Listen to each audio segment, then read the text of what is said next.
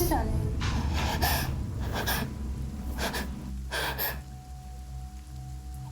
ဟေးမန်လေးကလေ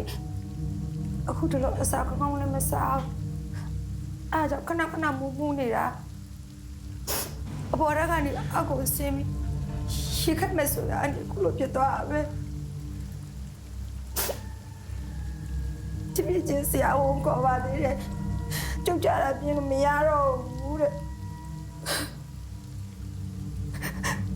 ကျမသာရေကတိုက်ခဲ့သူအဲ့လိုပြောမဟုတ်ဘူးကျမပါအဲ့နေကကျမမပြခဲ့စေတော့မအိတ်ခဲ့သူအဲ့လိုပြောမဟုတ်ဘူးအခုတော့လေဆရာနဲ့မမရောမရှိတဲ့ချိန်မှာအဲ့လိုဖြစ်သွားကျမဆရာနဲ့မမရောဘယ်လိုပြောပါလဲအဲ့ကျမ